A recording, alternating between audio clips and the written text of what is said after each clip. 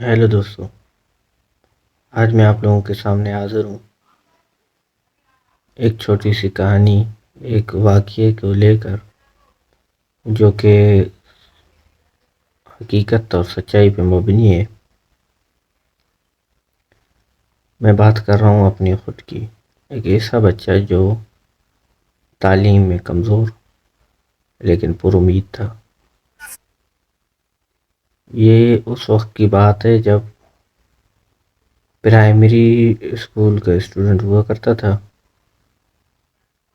جس وقت مجھے نہ سبق یاد ہوا کرتا تھا، نہ ہی نوٹس کمپلیٹ کر پاتا تھا میں۔ تو اس دوران میری ایک عادت، ایک روٹین ہوا کرتی تھی، اور وہ عادت اور روٹین ایک ایسا تعلق تھا میرے اور اللہ رب العزت کے درمیان، جس کو شیئر کرنے آپ لوگوں کے سامنے میں بیٹھا ہوا ہوں۔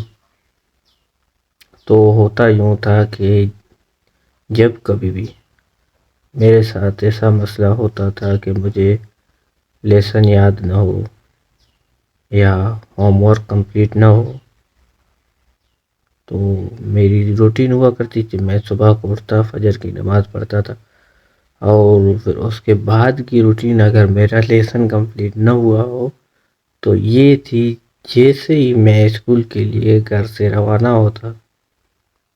راستے میں ایک ہی دعا ریپیٹ کرتا جاتا، جو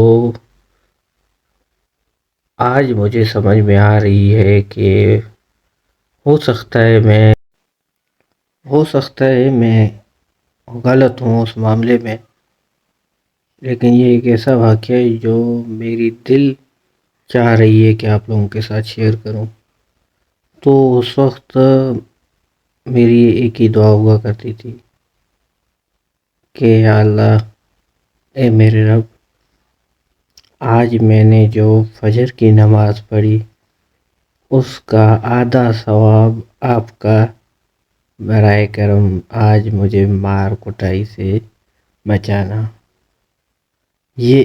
آج کے حساب سے، اگر میں ابھی کی سوچ رکھتا ہوں، اس حساب سے ایک انتہائی ہو سکتا ہے کہ غلط دعا کی ہو میں نے، لیکن ایک بچے کی حیثیت سے جب سوچتا ہوں کہ اگر ایک بچے کی حیثیت سے ایسا کوئی کلمہ، ایسے کوئی الفاظ نکلتے ہیں جو اس میں وہ ڈائریکٹ اپنے رب سے مخاطب ہوتا ہے، تو وہ چیز مجھے آج ایک امید دلاتی ہے، مجھے پر امید کرتی ہے کہ میں ان لوگوں میں شمول تھا اس وقت جو ڈائریکٹ اپنے رب سے مانگتے تھے، اور معجزہ سمجھو یا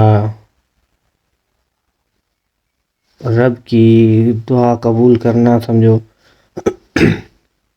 اکثر و بیشتر ایسا ہی ہوتا تھا کہ یا تو ٹیچر کا موڈ اچھا نکل آتا، معاف کر دیتا،